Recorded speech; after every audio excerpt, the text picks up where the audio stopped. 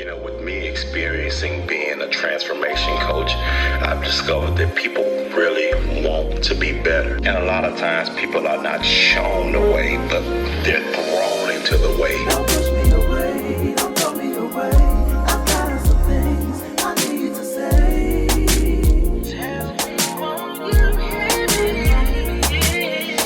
If you are a leader of any sorts, we have to meet people right there, right where they are. That's the only way we'll be able to really push for effective change. We really want to be better, and we got to help each other get there, y'all, because the world needs to see it.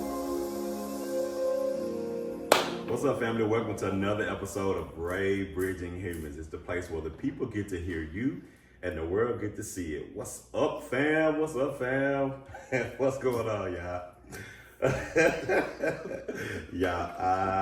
Listen, this has been such a great series with When Faith Hurts. I got a lot of comments, a lot of feedback on the episodes from some people that I really wasn't even expecting to get some feedback from. I wasn't expecting to get some comments from, but I'm so glad and thankful that the two preachers that came out, they were honest, they gave what they felt. And to hear their perspective, and today, listen, before I introduce who here today, listen, I know that this is a very sensitive conversation, and for those of you who have watched the entire series, thank you so much for watching. This will be the third installment of it. Today you will hear from someone.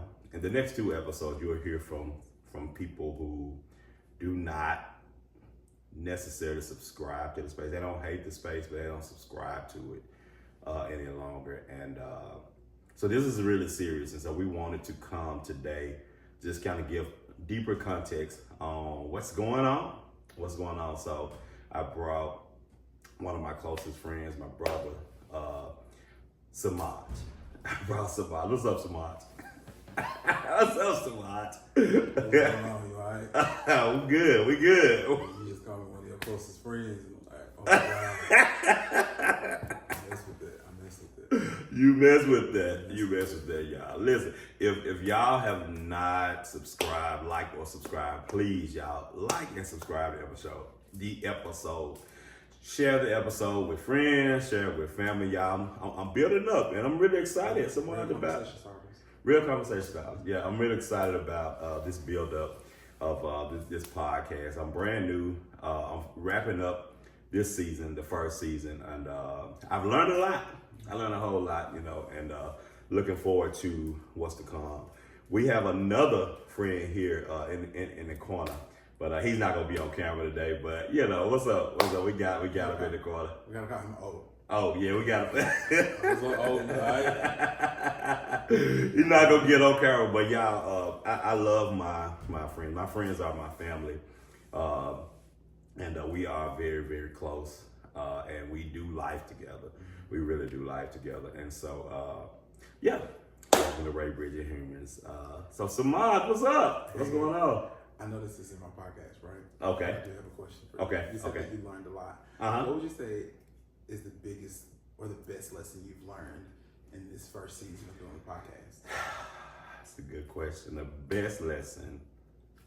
Hold up. The best lesson I've learned, Semaj, is challenge. To make sure I am standing and being up for the challenges.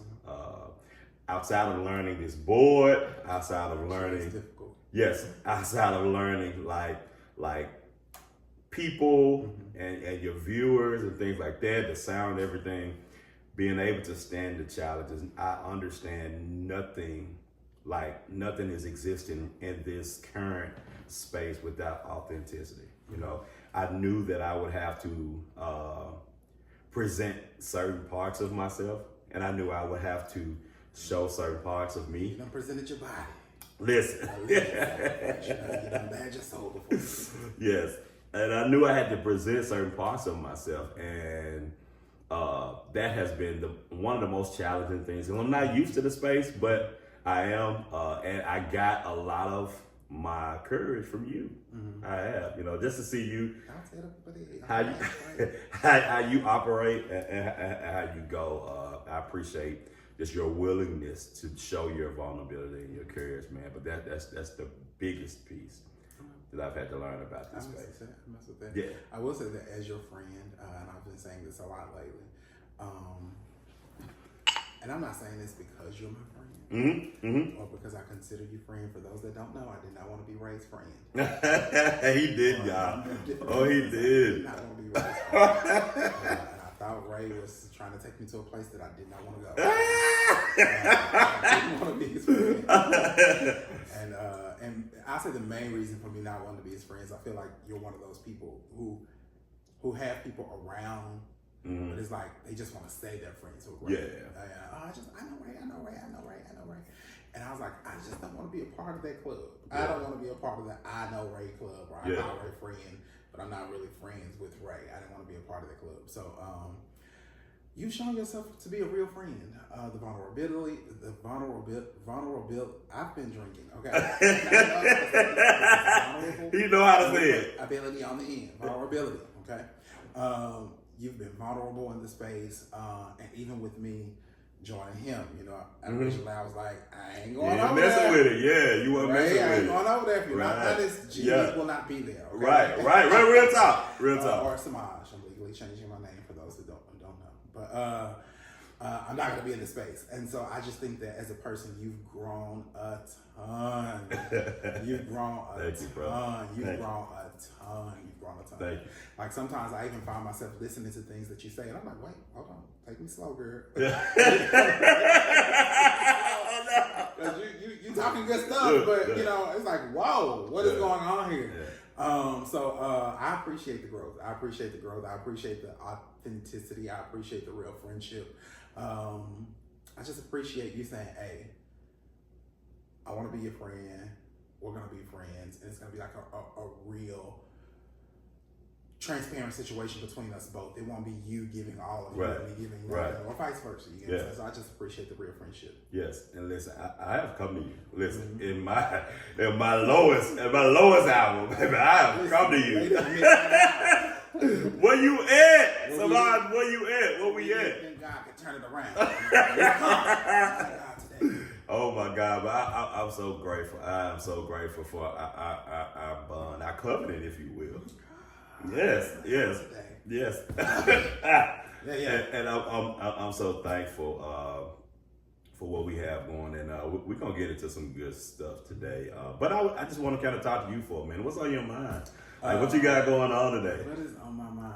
I feel like Heather Headley, Saw his mama just the other day. In my mind. Y'all, this man will pick a song out of anything. You hear me? We could be talking about anything. He's going to find the song that matches the conversation. They call me Jukebox Jimmy in the hood. Really? For real? Oh, shit. Okay. What's on my mind? Nothing and everything, honestly. Today was a really good day. I've been working at 85 million hours, so I slept a lot. Yes. I've just been on the go. Nothing's on my mind. We're on the heels of the election. I'm excited for this conversation. Yes. I'm excited to allow the people, if they will hear me, to hear me. Yes. I'm just excited to be here. I'm really excited to see O. Yes. I did not expect to see O. I know. I didn't expect to hear from him. I was like, whoa. I said, come on over. He pulled up. He pulled up behind me. He's like, is this you? Yes, this is me. Is this you? Yes. And I just started screaming. Yeah. I can't do the scream here that I did there, but I was like, oh my God. Yeah. So I was really excited. But other than that, it's like, it's like the cherry on the top of the cake. It just really did it to me. Oh my God. But I'm gonna lower my tone. Yes. I'm gonna keep it straight for the podcast. I ain't gonna cry out of this couch with pain. Not what we bridging humans. Oh my God, yes. And I'm gonna tell you what's on my mind, Semaj. I think over the past couple of days, I've watched a couple of these cabinet picks for Trump kind of come apart at the seam. We had a Diddy freak down. Like, we had a Diddy freak. Everybody got sexual assaults. Like, everybody got cases against them. Like, what the hell? Like, but this the Christian pick, right? Like, this the church. We had a Diddy freak down. Don't do it for me. What? Now, there are two thoughts I have. You know how I feel about Diddy. And the thing I feel about Diddy is it's so strange to me how Diddy can assault women and no Diddy became the replacement for no homo, but it never equated to let's not beat women. It's like the worst thing he can do is be gay. It's be gay, right? And that's problematic for me. So when it comes to Diddy, I just be like, okay, he, judge the man for what he did, right? But even if we're talking about, I feel like even when the news is saying freak offs, it gets into kink shaming. It's back to shame. Right, we're not dealing with the issue of this man physically assaults women or has people doing things against their will. We're not at the root of the issue. When it comes to Trump, I'm not about to waste any more space on that. Who that man chose, America, y'all picked him. Y'all picked him. Y'all picked this man. You knew what he did the last 4 years he was in here. Now he's back. Lord, let it be quick. Time passes fast. And just to a point you just made, I think that honestly, like, women get lost in the Diddy thing. Like, I think, like, especially like hearing conversations like the biggest offense is messing with men. Like, that's the biggest offense. Like, and women he didn't turn Cassie every which way but right. Like, he didn't beat this woman's ass. Right. He didn't apologize because he did. Right. He apologized because he got caught. Because he got caught. But, hey, but he was gay though. Whoa, he just kicked this lady in the floor. Are we not concerned about that? And they're not. You sticking with niggas? Yeah. Like I said, can I say niggas? You can. Yeah, we good. Yeah, we good. You're good. We got sponsorships there. I mean, well, we're speaking that into existence. We got sponsorships. We're speaking that into existence. So yes. So child. But listen, I've been at work all day. I feel good, but listen, my friend worked at least 80 hours a week. He works so much, and now so he's a police dispatcher. So when I call him, he be like 629-3. But I be like, what are you talking about? Who are you talking to? He'll answer the phone, but he'll tell me to hold on. But it'd be so funny. He ain't gonna hold on.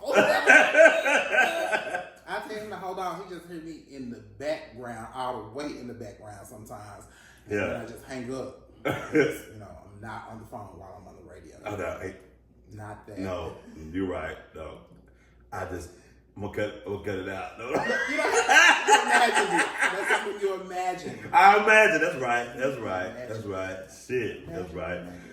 Okay. Yeah. Let me get back. But yeah. Anyway, he worked so many hours. I'm so glad you were able to come and record this with me, y'all. And I really thought about it because we had Pastor Kenya. Well, Dr. Kenya Gray. We had Pastor Courtney Franklin on before. I never met Kenya in person, but I really like her online. Really? Okay. Okay. Personality. I don't know. She's so sweet. But yeah, Kenya, I like her. Yeah. And I know y'all saw those two just kind of get into this conversation. I wanted to bring on the other side of it, because that's one side of it, but I wanted to bring two people that I knew who would be able to clearly articulate, exegete, if you will, and really break down like this conversation. And this has been a journey for me. I've been out of ministry since 2017, May 2017. How long have you been out? It was a pandemic for me. It was the pandemic. Okay, yeah, it was the pandemic, and you can really say like 2021. Yeah. Okay. And so it has definitely been a journey, but I wanted to bring somebody on that I knew would be able to speak to like different parts. And this is not somebody who's just decided to be mad and just walk away. This is not somebody who has just decided to, hey, I just want to hate the church, because he don't hate the church. And this is not somebody who have just said, it's fuck everything. Like, no, like there are reasons. And I think that, honestly, space is not made to hear the reasons.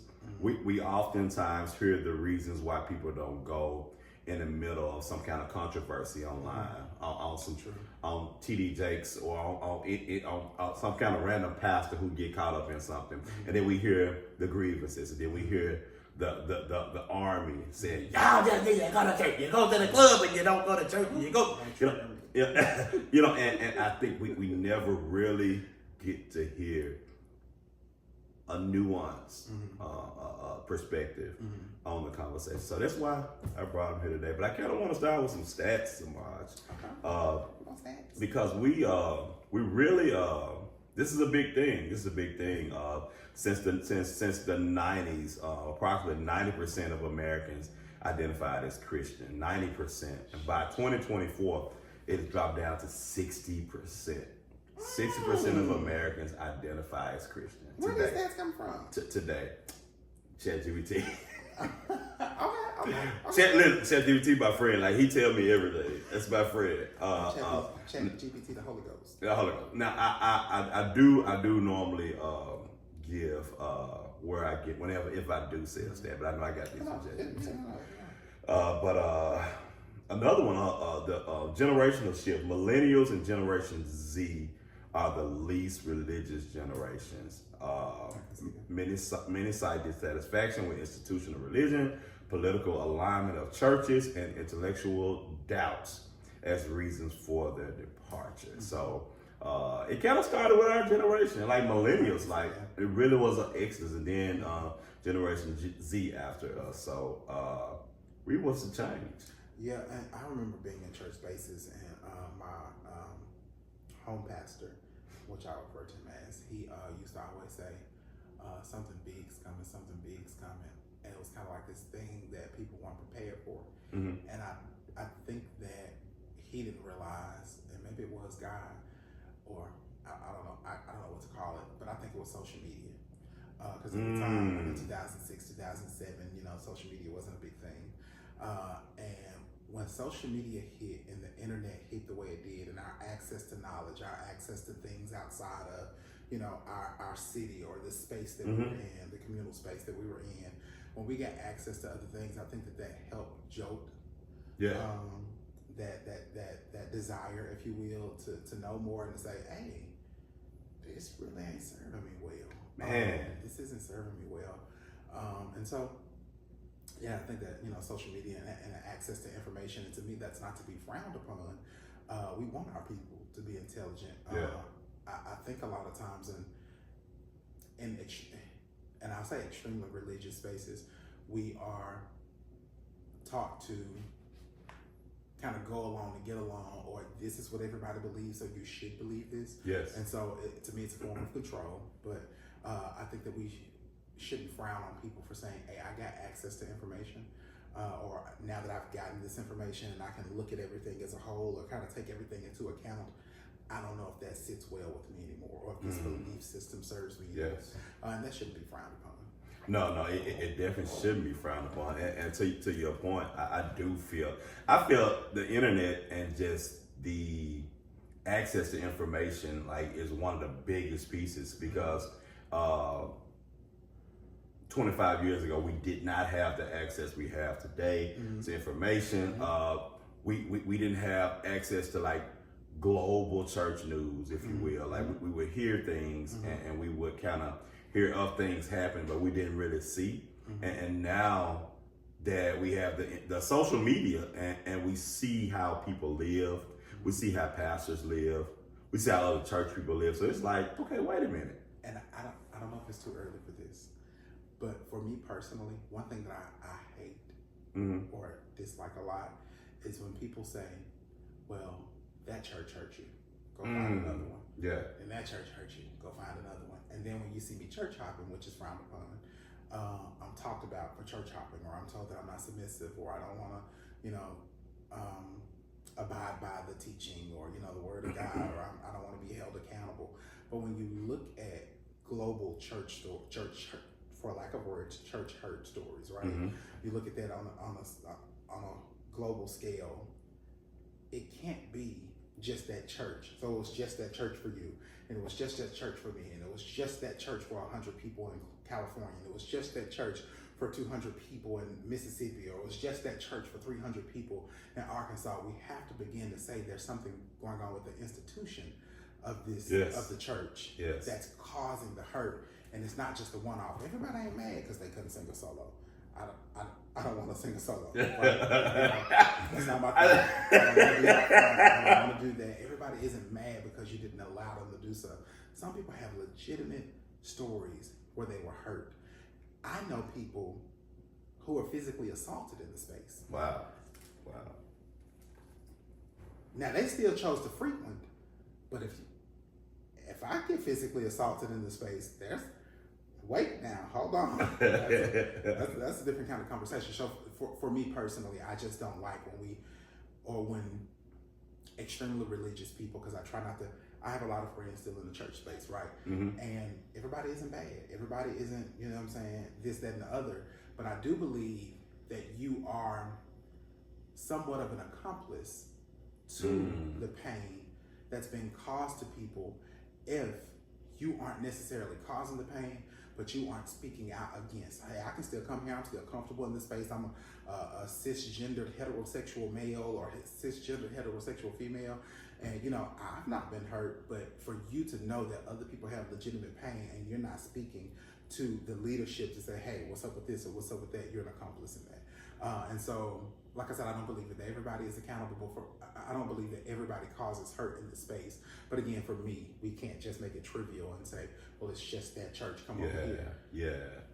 I love that. I love that. Come on with the assignment. With the assignment. Listen. And just this is just random what I'm gonna say right here. I had to explain to one of my heterosexual friends that cisgender was not something new the other day, because he thought that we just came up with it. He said because it's trans, these trans folk came up with that. And I had to explain to him, brother, no, there's nothing new. That is a real term. So if you've never heard of cisgender, like that's a real term. It's nothing new. Nobody came up with Nothing new at all. I think trans is more new than cis, and I haven't done the research on that, but I think, per my understanding, and I've not done the research to see where trans came from or where was the, hey, I'm a trans man or a trans woman. But if I'm not mistaken, cisgender was a term that someone came up with in the early 90s. So it's been around for a minute. We may just now being exposed to it because of the situation at hand or the conversations that we're now having. But people been cisgendered for a while. I am a cisgendered gay male. Come on. What makes me cisgendered? The fact that I identify with the gender I was given at birth. Yes. They say, hey, based on your genitalia, you're male. And I say, you know what? Even though I like niggas, I do like being a male. I'm a male. I'm a cisgender. Yes. I wanted to get that out. And as I go into this conversation, and I shared this with Semaj the other day. I don't know, we was in the car, we was at a restaurant or something, but I watched another podcast, and I won't call out the podcast name, but I watched another podcast the other day, and they were having a conversation, about homosexuality. They said, can you be gay and holy? And they got to... He told me that. You don't remember? Yeah, I remember that because that just triggered me. We was in a mall. I think we was in a mall. Now it's coming back to me. Okay. And we was doing something. I forgot. But anyway, and so they invited two queer pastors. It was in Walmart. Walmart. Yeah. Two queer pastors on, and they both had degrees in divinity and theology, and they had a regular 66 book pastor who didn't have any kind of degree in anything. He was just a 66 book pastor, and so he was getting frustrated because every scripture he would give, they would break down like, well, this is the context of this scripture. Let's exegete the text. And he was just kind of singing all down and the seed. He would get up and walk off. They were like, where he at? And he just kind of, but long story less long, the host of the podcast were making comments about homosexuality. And I know, and I was watching the comments as well, they had a slew of people was just like, get them devils out of here! Get them out! Get my children out of here! No, they had a slew of people doing that, and I had to zoom out for a minute, and I think that it is so, when I zoomed out, I thought it is so sad that it's 2024 and today's church still have not moved the needle on the conversation of homosexuality. So for me, there are two things here. One, to me, homosexual is a gacial slur. Yeah. I know we've heard of racial slurs, right. but there are certain things that are gacial slurs for me. And I said it because I know that's what the people recognize it as. That's what they resonate with. But I want you, for me, it's always used, and it's always weaponized. It always. Homosexual. Oh, you're in there, homosexuality. It is such a gacial slur. I don't even like to be referred to as a homosexual. And if you refer to me as that, and you know I don't like it, then I just stop talking to you, and that's easy for me as well. But neither here nor there. The second thing, I wish that gay people or Q plus people, anybody who's, you know, anywhere that's not straight, right? Or anyone that's not that wheel, if you will. Look at those comments. Like, let's go back to that podcast and let's see how the people were in the comments responding to people who were, I'm guessing they were openly gay. Yes. But they also knew scriptures and all those things. At the very base of this, everybody that's in those comments, they believe that about you. They believe that you're worthy of hell. They believe that, you know, you're a degenerate. They believe that you're disgusting. They believe all these vile things about you. Me personally, that's part of the reason I don't frequent church spaces, because I don't feel, why am I in a space with people who believe this about me? How are we worshiping the same God?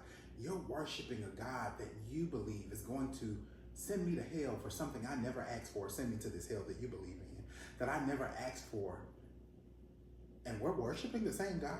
I'm in here and we're singing, you are holy together. Yeah. You are worthy together. We're saying, because you do it every week. You do it every listen. I can't be in this space. You can't be.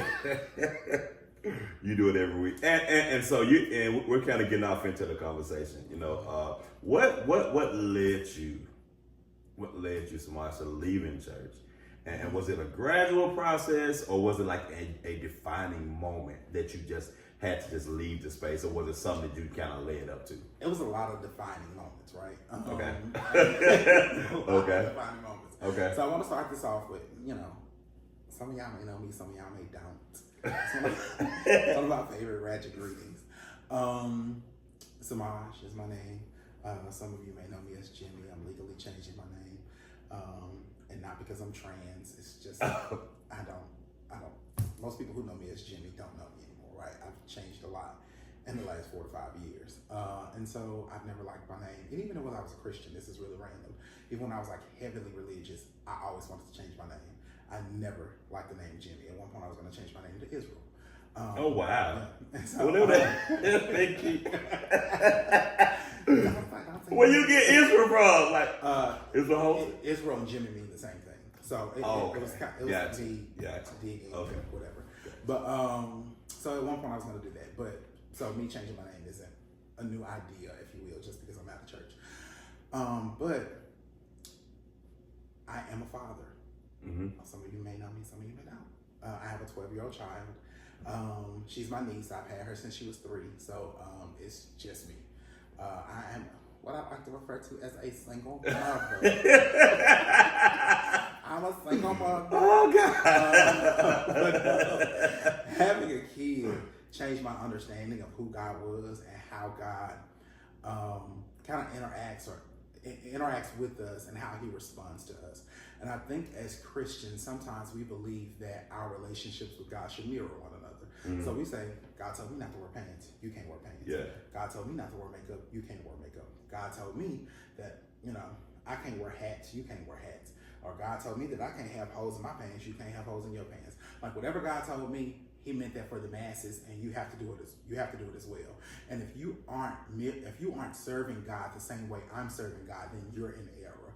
And I feel like we begin to push some of our personal convictions off on other people as if they were meant for everybody. But God ain't calling us to do the same thing. No. He's not calling us all to the same people. No. He's not calling us all to the same ministry. And so for me, again, the relationships aren't to mirror one another. And I take that back to being a father or a mother or whatever, you know what I'm saying? If you have children, and especially even if you don't have children, if you've dealt with children on a grand scale, I know what may work for a microphone don't work for a laptop. I got to do a little something different to get it out of laptop that I do with the microphone, you know what I'm saying? Or Bobby and Billy, you know what I'm saying? Whatever your kids, I don't know. So I don't have the same relationship with all of my kids. There's a certain level of respect that I require. There are certain things that I require you to do around the house, but as a whole, you as a person, I know you're not going to be the same people. So anyway, our relationships won't mirror one another. Yeah. And so for me, that changed my understanding of how God responds. And then just leaving the space, I want to make sure I say, and I'm going to try not to say the name of the church, but I was a member of a church for a very long time. Okay. And everybody who know me knew the church. And I love the church. I still love those people. Love them deeply. They loved me deeply. Gave me money, housed me. When I say I probably owe them a bill right now. Let's keep it stacked. Like I probably owe they took care of me. Wow. Loved me really well. I wasn't the kind of Christian, like when we go to like church hurt, I wasn't the kind of Christian that would say, oh, you did something to me and I'm not gonna call you on that. No, you did something to me. We need to have a conversation about that. Yeah. You made me feel some kind of way. I'll let you get away a couple of times, but if it became a bit redundant and I was like, whoa, I'm not feeling this, I'm gonna come to you, you know, hey, let's have a conversation. Even the Bible encourages that if you have a fault with your brother, go to your brother, and if he's not hearing you, then you call on the elders. I believe in that.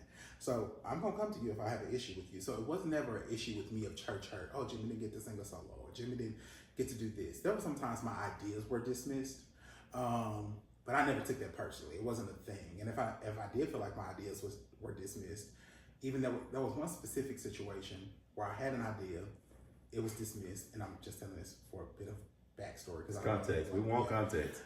It was a situation where I said an idea. I was roasted in front of the whole church. Okay. For this particular idea. And it wasn't the whole church. It was like everybody in leadership. We had a church meeting. They asked about something. I gave my response to this particular thing that they asked for. And it was like, that's not what we were looking for. We were, the way we've done this has worked for us for years. Other churches are asking us to do this, and they want our model, and you know, they want all the things.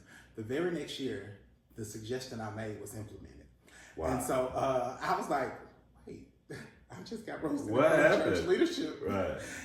And when I say church leadership, literally every person that was in some kind of ministry, or you were the president or the vice president, I was roasted, or you were on the team, I was roasted in front of everybody. Wow. In leadership in this church. Wow. Who were you roasted by? The pastor. The pastor. I just want to ask. That's my baby. No. Yeah. I've talked in a while, but you know, he roasted me in front of everybody. Okay. And I felt some kind of way in the moment. Okay. I took it like a G. You know what I'm saying? I'm like, okay, it is what it is. And then the next year, he implemented the idea, and at first I didn't catch it.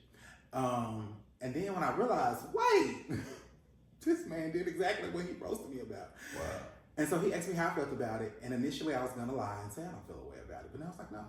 Oh wow, he asked you. Yeah, he roasted me in front of the church. I feel a way about that.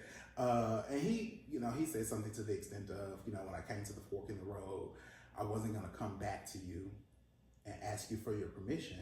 I just had to do what God told me to do, and I was cool with that. But I wasn't asking you to come back to me for permission. You roasted me in front of the church and made it seem like I was wrong in front of everybody, just to implement the idea that I had, or we can say God gave me, or whatever that looks like. I'm not trying to make myself seem like I'm more than I am. But I'm saying that situation to say, even when he asked me, I went to him. Yeah. Hey, I feel some kind of way. So I wasn't the kind of person that was like, oh, you just hurt me. My church hurt is more, and I don't even know if you can call it hurt now that I'm thinking about it. Okay. It's like more theological. Okay. You're preaching something that's harmful to me. Okay. You're telling me that I'm going to go to hell for something I never asked to be. I didn't ask to be gay. I didn't ask to get beat by my mom when I was a kid because my mom told me herself that she knew I was going to be gay. And so she beat me more than she beat her other kids because she wanted to beat it out of me. I didn't ask to get chased home by other kids in school just because I was feminine. I didn't even know what, liking boys was at the moment. Well, I kind of did. I was doing my zoo or whatever. I didn't ask for any of this. I didn't ask to be talked bad to by bigoted people or any of this. Like I didn't ask for this experience as a Q+ person. And so for me, when I realized I was in the church spaces, COVID hit, and I used to always be big on performing for people. Okay. And I didn't realize I was doing it at the time. Listen, performance is good. It's big. It's big. Listen, I was performing for the people. I would go to church, and I was doing, of course, the Bible. Now, at the church I was going to, we had Sunday morning service, Sunday night service, Tuesday noon prayer, Wednesday night Bible study, Friday night prayer, and then I was on the praise team. So on Saturday, I was also at the church Saturday night. Y'all niggas was in church every day. Kind of word. Yeah.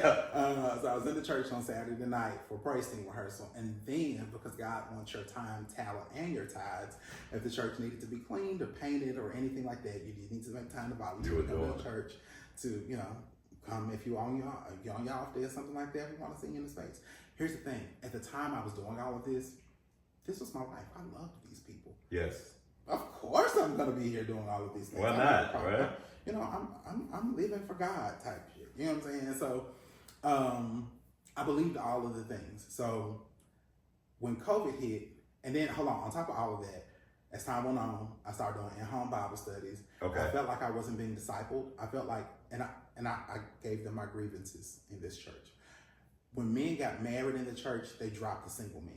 So it was like, I'm not concerned with you anymore. Okay. I'm concerned with my family. And I was like, y'all know y'all. Now, I was raised hood, right? Mm-hmm. There were people in the church that weren't raised the way I was raised. So they didn't have,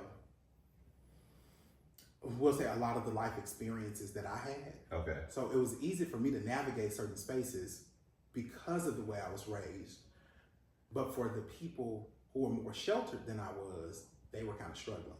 Okay. And so I would tell them all the time, y'all getting married and y'all don't care about the single man anymore. There's no men's ministry here. Mm-hmm. And I remember we used to kind of get into misunderstandings because even in church I would be like, I'm not a part of the men's ministry. They were like, Jimmy, you're a man. The men's ministry is non-existent here.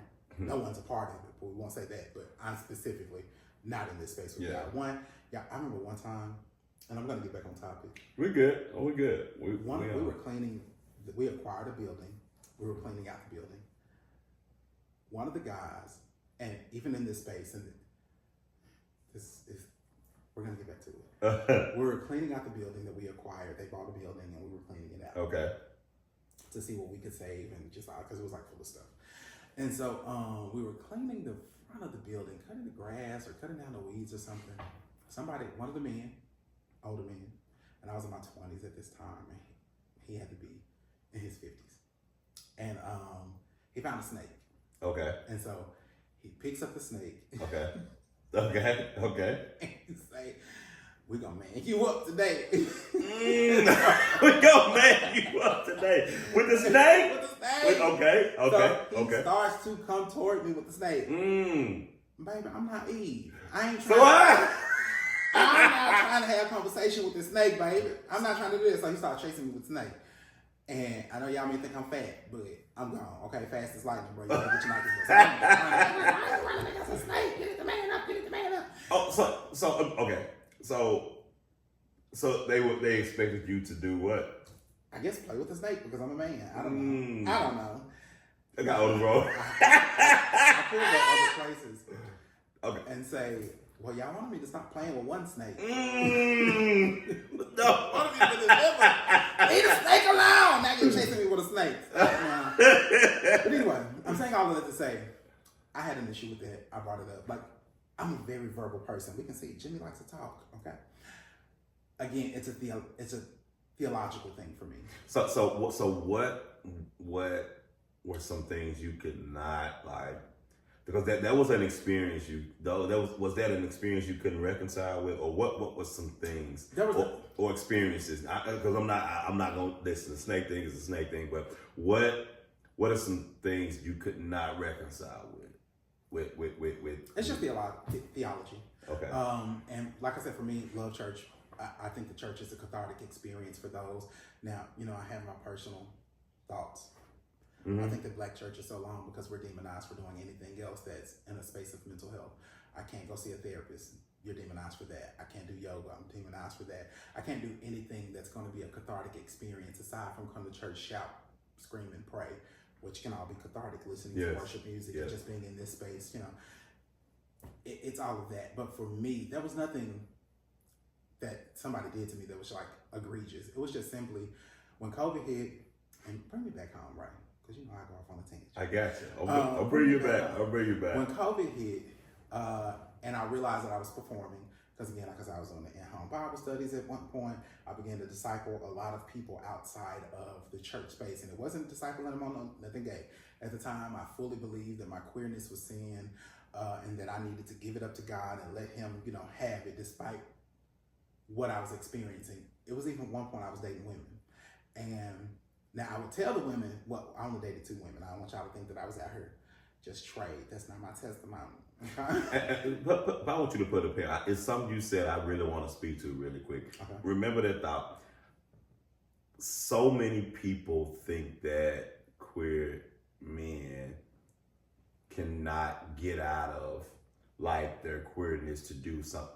Baby, it's done every day. So this man just sit here and said, I disciple people.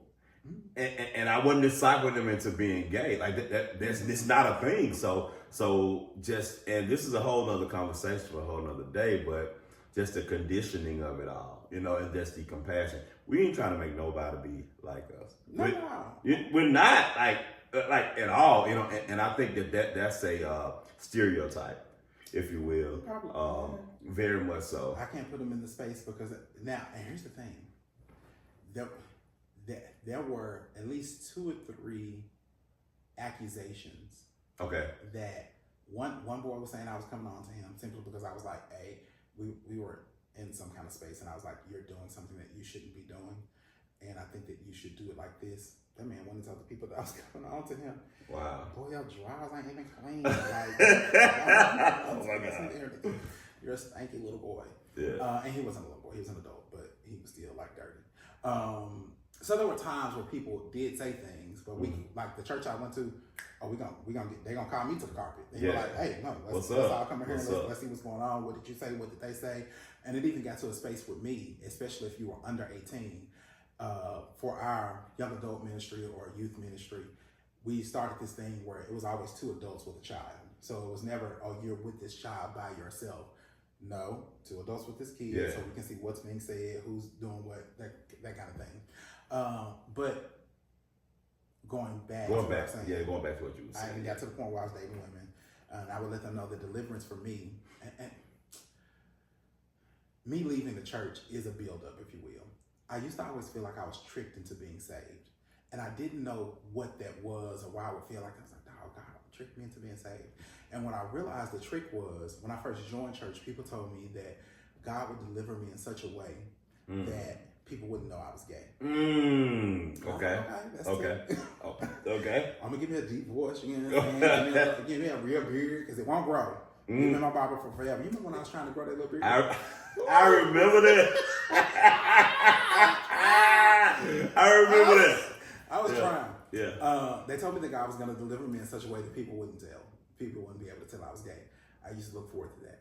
Then the theology changed to, well, Jesus was tempted. Okay. So you're going to be tempted. Okay. And this is your thorn in the flesh. Let's go to Paul. This is your thorn in the flesh, and you're going to deal with it forever. Wait. Wow. Now we're completely changing this. At first, I wasn't going to struggle. At first, it was like, he's going to deliver you. He's going to take it all. He's going to take it away. He's going to take the taste out your mouth like it's drugs, baby. He's going to take the taste out your mouth. Yeah. And now it's, no. That taste don't stay there. You're going to always want another man. And you have to willingly decide. You got to fight it, baby. You got to fight. And so there I was fighting, trying to date women. Okay. And the last woman I dated, I was like, look, because at that point I was going to different places and sharing my testimony, preaching, and You were, yeah. He was sharing with me. He was sharing with me. Show you my pictures of my little girlfriend. That's right. He would. I'd be like, "What you doing, bro?" But yeah, okay. He would be like, "What you doing?" And I'd be like, "Well, you ain't told me your tea, so I'm gonna deal with you like you straight. I'm gonna deal with my barber straight. Right. I'm gonna deal with you like that. Look, you straight me too." Right. Oh, what the other day? Nobody. One day the day. Oh, it was a day, baby. I didn't think nobody knew, baby. I was like, oh my God, let me just act right. Really random. I had same rate customers. I'm like, they were like, "Oh, cut your hair." I started giving them customers, and they will all come back to me. I think gay. He got a lot of gay customers. I think they might be gay. And I was like, just because he has gay customers doesn't mean he's gay, but you've been discussed.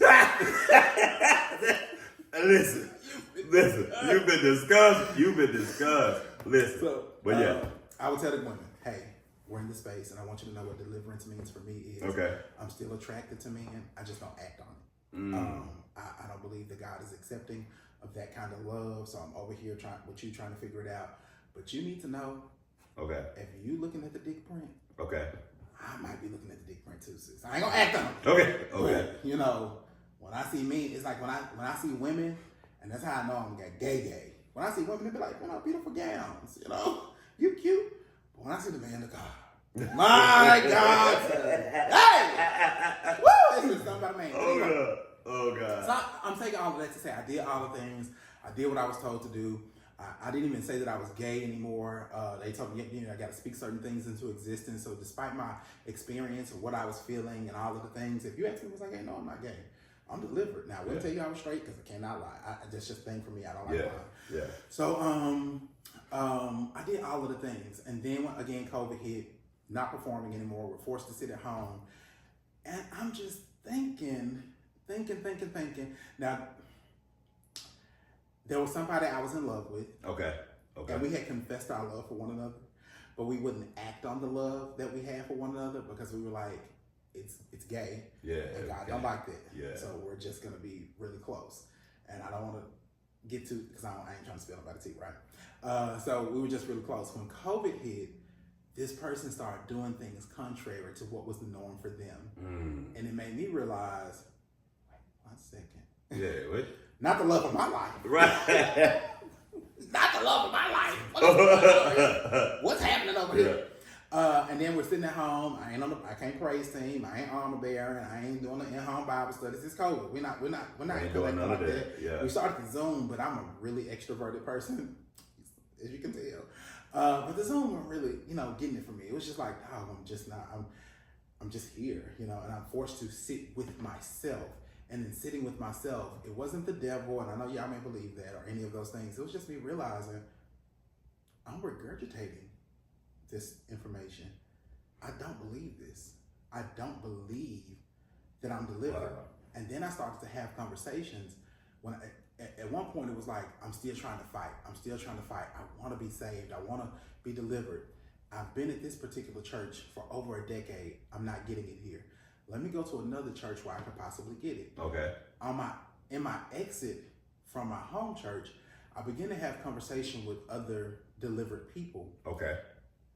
And then I found out, because again, I was always told, because I was always honest about my experience, even with my pastor. And so I was always kind of made to believe that I just didn't have enough faith or, there was a level of deliverance that I needed that I did not have. And so I'm like, well, I'm not getting that level of deliverance here. Let me go somewhere else. There are other people in the space who had it. And so I then began to have conversation with the other people in the space or some other people. And I realized these delivered men still like men. Wait, hold up. I feel bamboozled, hoodwinked, swindled. So I let's keep that thought. Keep that thought because and I know we're going different places with this conversation, but the theology is not clear. Black church people on queerness, it's not clear. I mean, it's really not clear. And Can I play devil's advocate? Come on, play devil's advocate. What you mean it's not clear? Paul said you want to inherit the kingdom of God. Right. God in Romans 1, he gave the people over to themselves. They lustful desires. Men burn for men, women burn for women. Old Testament Leviticus. Come on, let's say go. You shall not lie. Come what on. What you mean it's not clear? Come on. What you mean? It's not clear as to how. So the experiences that spoke of is not clear in how you get this out of you, or you are to just reframe and just ignore your sexual desire altogether. Or how we're only told what deliverance looks like, mostly by straight heterosexual people. Right. Who has never had. They've never If with this topic, and not just with this topic, if you are privileged, I say this all the time, if you are privileged to have lived experiences that is supported by these 66 books, man, wow. that's huge. That's huge. And I say that because this is just something that is not clear. It is not being clear with how you quote unquote handle or deal with people. And I think we've pushed people around in the space too many years. We've pushed people into silent holes. We've pushed people into death. We've pushed people into bad space because people just don't understand. But I'm listening to you. I think that because I'll be trying to be offensive. I know. I think that you just said something in reference to pushing people into death, and I think that a lot of people in church spaces do believe that queer people are better off dead than alive. Well, at least you were Jesus. I think the scripture says to live is Christ, to die is gain. And so it's like, well, if you die, you're with Jesus. You get what I'm saying? And you ain't got to suffer with these desires anymore. And I think that's really sad to tell a person that I would rather you be dead than you be gay. That's insanity. And to get to the core of what I was saying, COVID hit.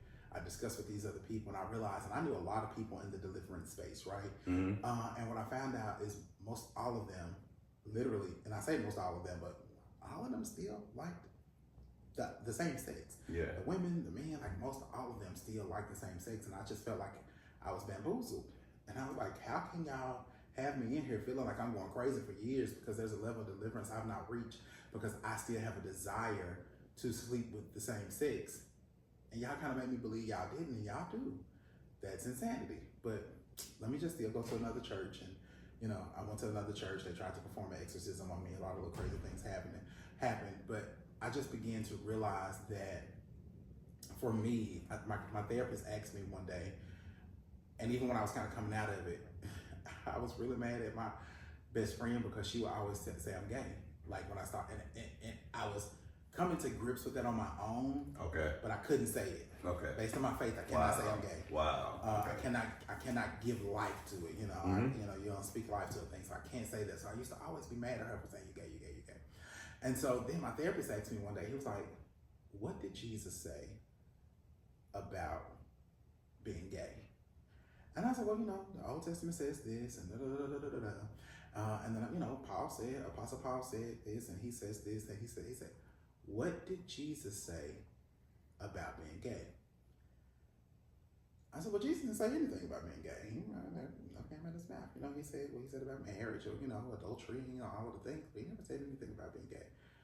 And then it was like a light bulb went off in my head. Wait, Jesus never said anything about my queerness. Paul did. But Paul says a lot of things that the church don't agree with. Paul says a lot of things that, Paul said this about women.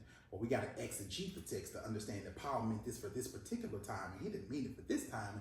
We got to exegete everything except what he said about gay people. What he said about gay people is black and white, and that's that on that, And for me, I just began to, I don't believe half of this. I'm regurgitating it. I'm trying to force myself, trying to find home in this space, in this belief system, if you will. That my queerness is sin, my queerness that is not harming a soul. I ain't messing with nobody's kids. I'm not out here, I wasn't, for lack of words, being a hoe. I wasn't doing all of that. I wasn't being harmed to myself or anything. My queerness isn't hurting anybody. I just want to love just the same. I see all these straight people getting married and they living lives and Living they lives, buying divorcing, homes, having kids. buying homes. Hold on. Go back. Not divorcing. Divorcing. And getting another Get wife. with another one. And then a third And one. then a third one. Having another kid, 3 kids, and you know, and they live life. They are living life. And here I am, a eunuch. Here I am, a monk. I just got to keep myself to myself. I can't. Hold on. How deep can? Well, the theological system that I was under, you can't be gay, can't watch porn, you can't jack off, even if you know. Can we say that? Yeah. Okay. You can't masturbate, even if it's without porn. Like you just in the shower with a bar soap. I don't know. You can't do that. You can't do anything sexual. In most cases, I was demonized. I was told that I had a lack of faith, even if I had like a wet dream. Like, whoa, this is insanity. Wow. So it's like I can't do any of these things. And so for me, and I've said all of that, but for me, church, there's not a real church hurt for me. It's just that from a theological standpoint, you can't convince me. For me, sin is what causes harm. Sin is something that causes harm to people. So you can't compare my queerness to killing someone.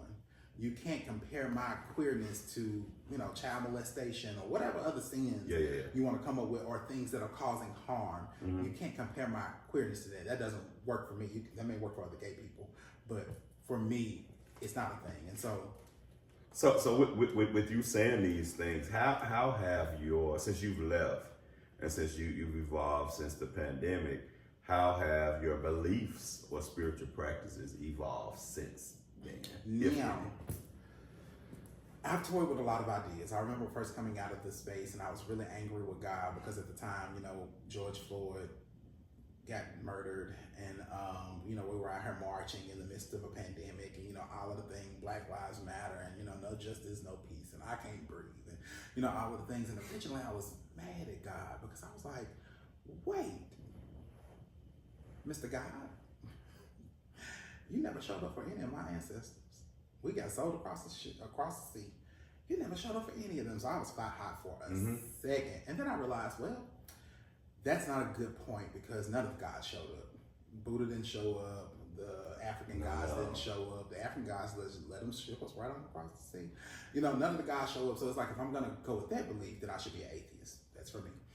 I do believe, like everything, and I was just having this conversation, but everything has a charge. You have to charge up your laptop, you have to charge up this board, or you got to plug it up, you got to charge up your phone, your TV needs to be plugged up, microwave, refrigerator, like the lights are being powered by something. Everything has a source, if that makes sense. Yes. So for me, as a person, what makes me think that I don't have a source? I know that I have a source, but is it quote unquote Jesus, or the Jesus that I was given?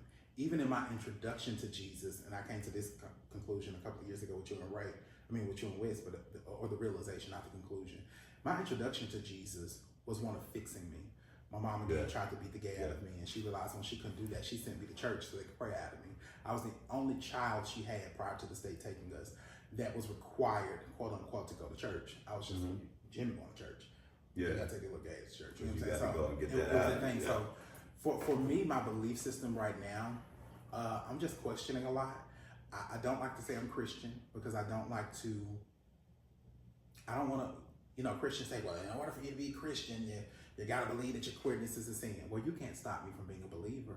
You're mad at me because God, who's omnipotent, who's omnipresent, who knew I was going to be in this space before I was even born, he still decided to reveal himself to me and show himself kind to me and say, hey, you know, here's a higher power, if you will. He decided to reveal himself to me, and you're mad at me about that? You can't tell me as an adult I can't be a believer.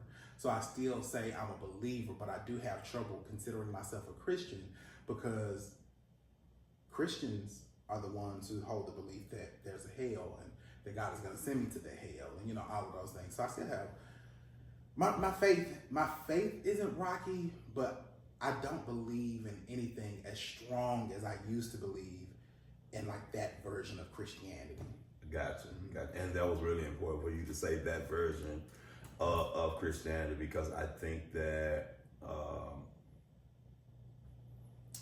go ahead. There are different versions. No. Because the evangelical God all the evangelical guys don't like none of the stuff y'all voted for with Kamala Harris. So if y'all watching this, The evangelical and the evangelical God of you go to a white church that hosts black people, they don't believe in the stuff that you voted for. They don't. They don't. And I had to bring that up because I want people, like, typically I know that I'm going to be demonized because I say, oh, I don't believe like I used to believe, or I don't believe in that version of Christianity. There's a lot of different versions of Christianity. Christianity has started so many wars and just so many different things. It's like the Bible has been used to kill so many people. So many people. So many people. So many queer people. As a weapon, yes. And here's another thing. There's also this belief that I left the church to go to the world. You left the church to go to the world. You left the church to go to the world. The world don't want me to be gay. If we look at the policies, no, they don't want it either. They don't want it either. I didn't leave the church to go to the world. That's not a reality. The world doesn't want me to be gay. I just decided, hey, I can't fake it anymore. I know that if I come into this space and I can act like I'm delivered, and you got people in the spaces doing it.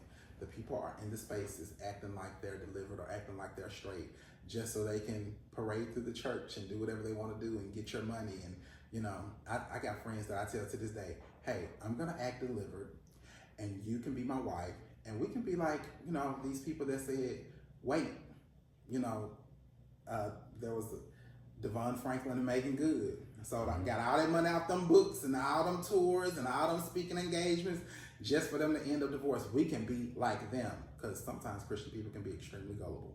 And we can just be in that space. But I just know I can say all the things, do all the things, and y'all will accept me. I just don't have this show to give you anymore. I don't want to do it. Random side note, and I got another question too.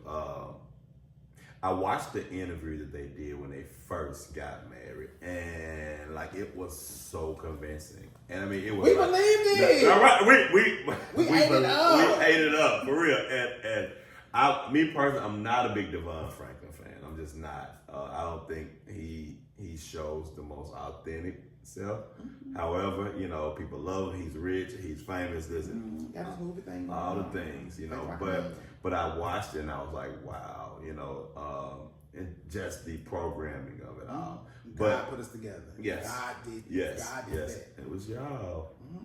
And I know y'all was getting down. But anyway, so what has been the most challenging and the most rewarding part of you leaving faith traditions for the people who you may not have you may or may not have a queer experience, but we wanted to as we wrap in a few minutes, but we wanted to kind of lay some groundwork at what's been the most rewarding or challenging, if you will, for you not going to the faith tradition. The most challenging thing is, and I was just talking to my therapist about this. I'm used to being in a space where theologically I believe what the masses believe. Okay. And so I'm used to being liked, or what I realized today in therapy was tolerated by the masses. Wow. I'm used to being tolerated, and I confused being tolerated with being well received and well liked. And I was used to being liked with people, so I wasn't accustomed. Even though I know I can't go back to this person who was saying, I'm delivered, and I tried, especially when the pandemic hit and I felt really lonely and all the things. And before I became friends with you and we found other people, before all of that, I just felt really lonely. And so at one point I was like, I'm gonna go back to saying I was delivered. I couldn't. It didn't feel authentic. And so I don't even now know what to do with this space of most people don't fuck with me. I don't know what to do with that. I can't go back to what caused that, or what made you tolerate me or whatever. I can't go back to that, but I don't know what to do with the space of not being well received. The most rewarding thing is I realized my gifting could be used outside of the four walls of the church. I'm a very loving person, very giving person, very caring person. I'm not saying that to toot my own horn or anything. But he is, y'all. No, he is. It's just who I am. Yes, it's who you are. It's who you are. So when I realized that my gifting could be used outside of the four walls of the church, that's really was really deceiving in me leaving the space. I don't have to be here. And I know you probably can attest to this too. It's it could be kind of a lonely space because like whenever the conversation come up of church, like I don't want to be the topic of conversation when y'all realize I don't go. And it's like if they realize you don't go, everybody's like, wow, no, we gotta come back. We could be out, hanging out, drinking, kicking it, and a mug find out you don't go to church. Baby, everybody just try to sober up, if you will, and just come to like, oh, we gotta get you back. And it's like, y'all, like, I don't want to be the topic of conversation. Like, now, I will say that that's not necessarily been my experience. Okay. Typically, I tell people, hey, I don't go. And because I'm already kind of rambunctious, for lack of words, they just understand it. It's like, oh, I don't frequent the spaces. Now, because I'm still very much churchy in a lot of ways, I will work out with a hymn at any given moment, or I'll make anything kind of churchy. People automatically say, oh, what church you go to? Or I'm always singing a song. So somebody's like, what church you sing at? Like, I don't know about a church, girl. That's like my testimony. I'm sorry. I don't do that. But so I typically don't deal with that. I tell them, and they're like, we're going to get you back in, but they kind of leave it alone. Now, I do want to say, come on, what we got? One of the last conversations that I had with, like that idea of I'm leaving the church to go to the world, one of my last spiritual leaders, if you will, like, so you're just going to live a rejected life, you know, that comes with rejection. I was like, I can't do anything about that. I cannot lie to you for you to accept me back in. Right? I don't want to do that. I don't want to, live a lie or feel like I'm having to lie about who I am. I'm just at a point now, I'm gay. If God decides to change that, and here's the thing, can I say this? You said no. I cried, prayed, fasted, all of the things. Like going from being a kid, being beat, to like, okay, my mom gonna beat the gay out of me. The kids in the neighborhood are jumping me 24/7. If there was a button I could press to be straight, I want to press it. Listen, press the show. Me the button. Listen. Now they're beating the hell out of me. Yes. And then I get into church spaces. Now I'm praying and I'm crying and I'm fasting for deliverance. And I'm like, God, please hear me, please hear me, please hear me. So another part of the theology that doesn't make sense to me is God does not want me to be gay. I'm begging him to take it away from me. I begged him. Begging. For years, decades. Yes, for decades. I begged him. Yes. And he's still not taking it away. I have reason to believe that God doesn't have an issue with my queerness, man does. And so for me, I just can't be in the space lying to myself and lying to other people. I know it'll get me well liked and well received, and y'all will let me come in here and sing on the praise team, do a little message here and there, because seeing the heart of God in the scripture comes easy for me. So I know you'll let me in the space to do all of the things. I just don't have a lot to give you. I also just one more thing, because I know you said we were closing. I don't know if I said this earlier, but this, sometimes people are like, well, and this is for the people who still show up in church spaces. Sometimes their question, well, you'll go to Walmart, you don't come to church. Yeah. Or you'll go to work and you don't come to church. No other space ties my eternal being to hell. Mm-hmm. I can go to church and I can go to work and there's a hierarchy. If we're coworkers and you do something that I don't like, I'm going to go to my manager. We're going to have a word. If the manager doesn't do something, there's a manager above him or HR. There's some way I can deal with this person that I'm having issues with, right? In church, that's not the case. Most often in church, it's based on who's well received in the space. And if it's a leadership, you don't get to question. You don't question leadership. No. You don't question God's You anointing. can't. You take your grievances. I was in a space that told me that if I had an issue with leadership, I should not say anything to the leadership. I should pray about it. And me praying to God will reveal it to the leadership if it's an issue for them to deal with. But I do not go to leadership. That's not something you do. So for me, I think that like for people who are still in church spaces and you see the numbers dwindling, you spoke to that earlier, I feel like you're doing yourself a disservice if you continue to say, well, you go all these other places. You bring into question another place that an adult chooses to frequent outside of church versus dealing with the issues as a whole in the church. Why aren't people wanting to come here anymore? What's not authentic about the space? Why don't they feel safe in the space? I know our queer people don't feel safe in the space because again, I'm condemned to hell. But there are heterosexual people that aren't messing with the space anymore. Yes. It's not. This is just my experience. But again, there are gay people. There are straight people who aren't dealing with the space anymore. And I feel like again, you're doing yourself a disservice if you bring into question all these other places versus really sitting down and saying, why don't you want to come here? And it's not because everybody didn't get a chance to sing a solo or everybody wants to preach. Some people have legitimate pain associated with being in church spaces. Yes. And one thing that I've seen, Semaj, is like the lack of attention given to lived experience in those spaces. I know, the order of service. I understand all of that, but the lack of attention, because I think that, and as I do this, as this unfold for me, like where I'm landing at with this conversation is such a lack of discipleship, and that's what me and Pastor King and I talked about. It's such a lack of discipleship in the space, and without people doing real life with people. Right, people doing real life with people, and so if we do real life together, you're going to see me.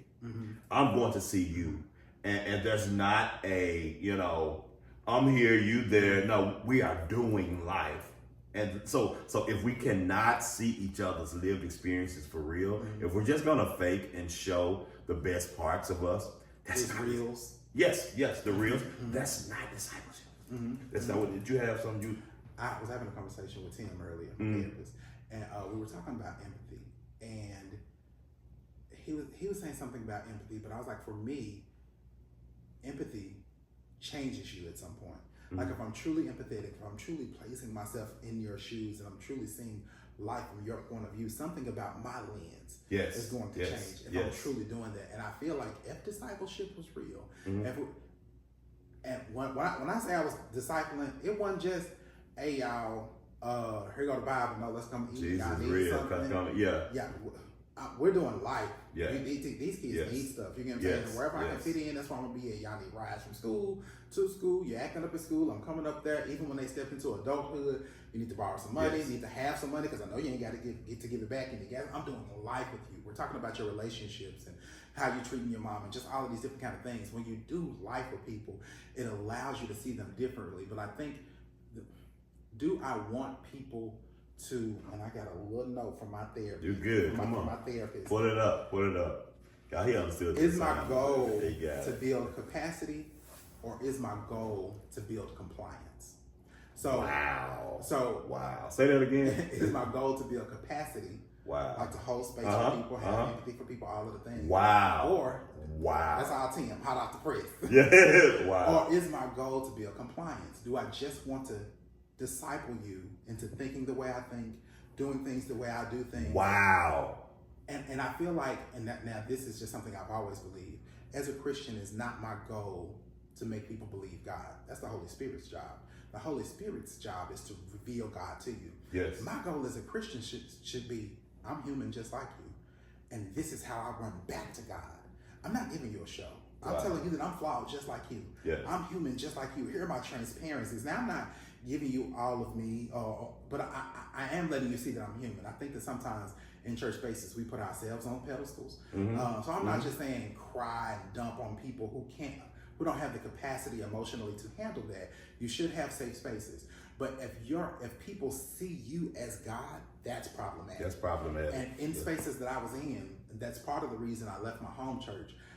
I realized when I think of sin, I don't think about if God is mad at me.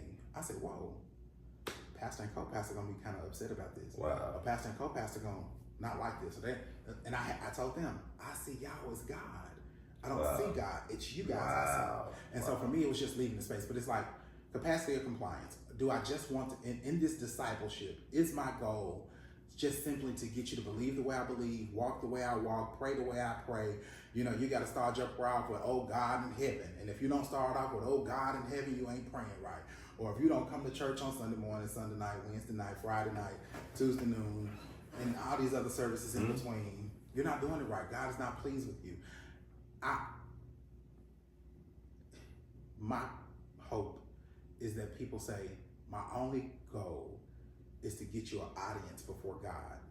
I'm gonna get you before God. Yes. And I'm gonna leave you there Yes. and let him handle the rest. And whatever he want to handle, he'll handle. Yes. But I gotta let him do that. And Yes. if he don't do it the way he did in my life, cool. But do you believe in him?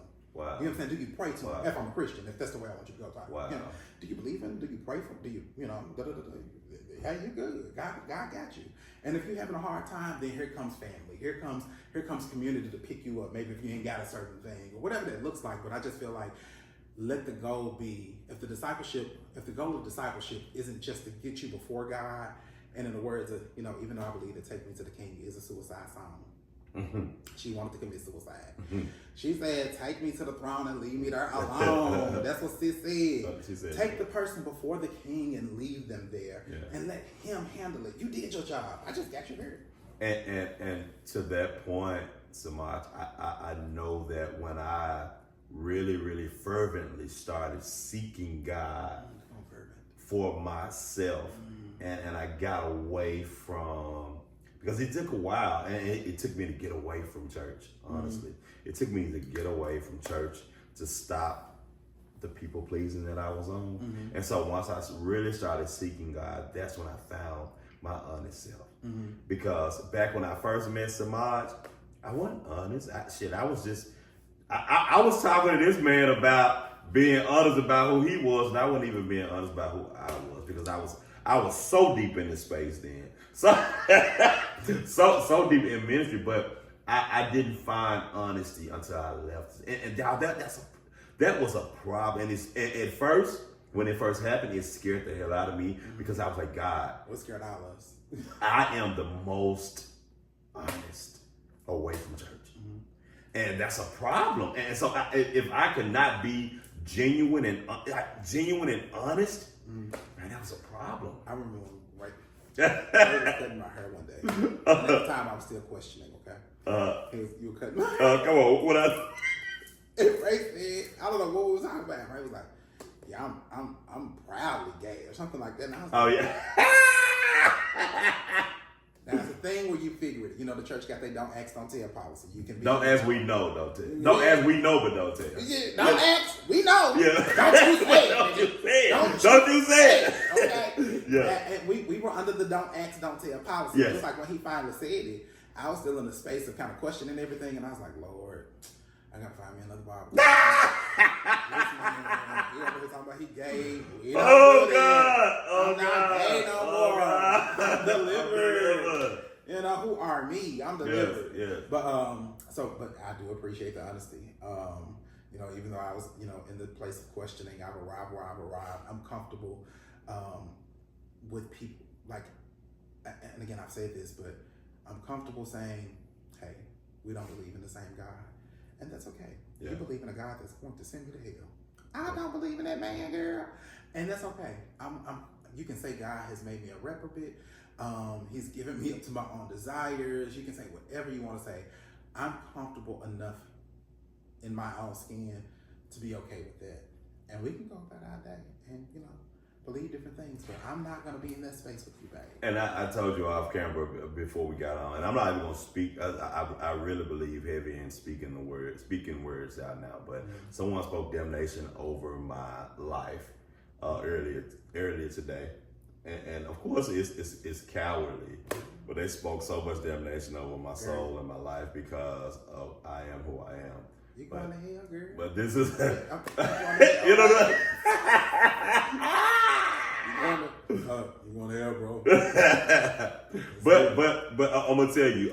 I think that we have established community, and I think that if you don't subscribe to the space anymore for whatever reasons, if you're not, and you may not have our story, but if you got valid reason, but you still need to find community where people can hold you accountable. Oh, what you got? Nah, it's just like where people can hold you people accountable. can hold you accountable, and you can be around. You can be around other people that you don't feel like you crazy because we live in the Bible Belt South. Most of the people we love and know still go, and so the space is not heavy here in the South where people don't go as it is maybe in other places out west or up north. So you still need to find community. So we have established community where we hold each other accountable, and we want to know what's going on. What you got? The Bible says, forsake not the assembly of yourselves. Yes. And for me, being in spaces with you, and I used to say it all the time, like the hymn sessions and Yes. stuff like that. Yes. That's the assembly for me. That's the assembly. I found home there when I'm in spaces where we could talk theologically, we could talk politically, Yes. we could just talk about our emotions, Yes. our mental well-being. Those are the spaces that spark me now. I don't have to go somewhere and shout or go somewhere and cry. For me, everything, I remember going to the altar time after time after time after time after time after time after time. After time. Crying and praying. Everything that I was looking for at the altar, I found in therapy. Everything that I was looking for, the deliverance that I was seeking. People say you need to be delivered. I was so glad when God delivered me from the weight of other people's opinions. Yes. Like everything that I was looking for at the altar, I found in therapy. But I do think the community is important. Being in spaces where you're seen, where you are seen, where you are heard, where you are felt, where people want to encourage you to be your best self. And here's the thing, those spaces may not always sound like what you hear at church. Yes. They may not always sound like, and I'll say this is just my experience. It doesn't always sound like, I didn't get to be my best self being surrounded by people who were telling me my queerness was wrong. I remember at one point I was struggling real bad with liking this boy, and somebody said, go and marry a woman and just get over that. That is so dismissive. You want me to go ruin a woman's life, ruin her life. That's what they feel. Because I can go into something else. When you see those gay men marrying them women, there's the church aids in that culture by continually telling men that, oh, you need to be delivered. And then here goes a woman, she's lonely and she has a kid or whatever that looks like, or maybe she doesn't have any children, and you're trying to force these people together, tell this man that's the only way God will accept you. So now he going over here and he's ruin her life. And he gonna end up with a man at some point. But let me stop. No, it's he know the truth when he say You it. got time. But for real, I will say that I just had a kind of like an aha moment in this moment, because just looking back over the duration of our friendship and where we are now, I never thought I'd be here. I never thought I'd be at this level of authenticity. I never thought I'd be at this level where I can publicly talk about and discuss who I am, because my story matters. Imagine me being free. Trusting you. Totally! Totally! God, today! Finally! I can see. Imagine me. For real, imagine me, y'all. So listen, and for those of you who are watching, we're rapping. But those of you who are watching, you're still in this space. God bless you. If it serves you, if it works for you. But when I tell you, we are not alone. It is a nation of us. It is a nation. It is a nation. See how I always got a song. I know you are not. But no, it is a nation of us out here. Yes, and we're not going because we just don't want to submit. We don't want to live our lives according to the word of God. No, it is true problems, like fundamental problems with church space. And I know we can color it, we can make it look cute, but at the end of the day, I got some good people. The two pastors that I had on the 2 episodes, I love them and I respect them. And I told both of them like the freedom and liberation I've got from not going, that shit scared me, bro. And I will not go back into the space, and I gotta lose my liberation. The liberation I got is worth everything. It's worth everything. Like I will not be dishonest anymore. I can't. I can't. And so. And one more thing, and after this I'm done. It's something else that Mother Eon will say. What? That's my girl. Yes. I love her. I don't like her either. He don't like nobody. But I love her. I love her. He get on my He can nerves. do no wrong. He can do no wrong. Mother Eon always says, serve the God of your understanding. Yes. And for me, that has been, like, even when people disagree with me, or people tell me I'm going to hell, or people tell me I'm disgusting and I'm nasty, and all the things, it's so crazy to me how the Bible talks about, I'm going to shut up. The Bible talks about it's love that draws. He's so scripture. But- He got scripture in his heart. But It is so, baby. But as soon as I disagree with someone in the church, they start spewing hate. They Mm-hmm. start saying all kinds of crazy stuff to me. And it's not just, oh, you're going to hell. They start to attack my personhood. They start to pull certain things out. You're mad, you're this, and you're that, and you're fat, and you're da-da-da-da-da. And this is why this is going to happen to you. Whoa, what happened to the love that was supposed to draw? But all I end with is serve the God of your understanding. That understanding that you have of God, that works for you. And this understanding that I have over here, it works for me. And, you know, see you at the gate, baby. Yes. And y'all, we gonna wrap. And this was such a great episode. And I promise you, this will not be the last time you will see Semaj.